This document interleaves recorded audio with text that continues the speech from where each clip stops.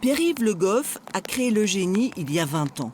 Sa spécialité, le traitement de surface, notamment pour l'aéronautique, à plus de 50%. Avec la crise, il a dû licencier 9 personnes, restent 5 salariés. Avant, il avait des commandes pour 25 jours de travail. La visibilité s'est encore réduite, maintenant c'est seulement de 5 à 8 jours. C'est très compliqué parce que nos clients, qui sont des entreprises plus importantes que nous, ne savent plus nous dire ce qu'on va avoir dans 2 jours. Donc si on réduit trop la voilure, le risque c'est qu'on ne puisse plus les servir. Et si on ne la réduit pas assez, c'est qu'on a une charge financière qui est trop pesante. Donc c'est un exercice très périlleux qui se décide chaque jour. Chaque jour, une décision est prise et qui peut être mise en question le lendemain. Vous dites que vous êtes optimiste ou pas?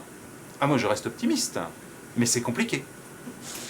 L'un de ses clients, c'est Krila, situé à Thémis à Besançon. Chez Krila, en ce moment, plusieurs jours par semaine, les ateliers sont à l'arrêt.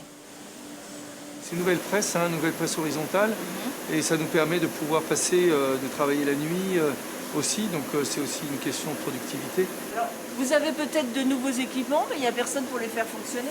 Ouais, ça fait très mal au cœur, c'est triste à un endroit. Vos salariés, vous les faites travailler combien de jours par semaine en moyenne? 3 jours par semaine en moyenne. Krila travaille à 75% pour l'aéronautique. Cette année, Thierry Biziot prévoit une chute de 45% de son chiffre d'affaires. Suppression des CDD et de l'intérim, mise en place de chômage longue durée, mais pour le moment, pas de licenciement envisagé.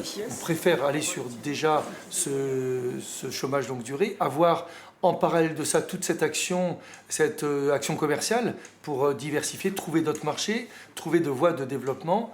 Et pour le moment, il n'y a pas de question de parler de licenciement. Ce qui est important, c'est d'être dans le réel et surtout de s'ouvrir.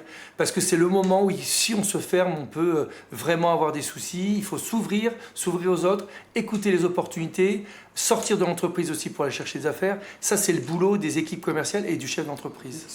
Les entreprises qui travaillent pour l'aéronautique en Bourgogne-Franche-Comté peuvent adhérer à un groupement Aéro-Microtech. Son rôle, fédérer ces professionnels et dynamiser le réseau indispensable en temps de crise.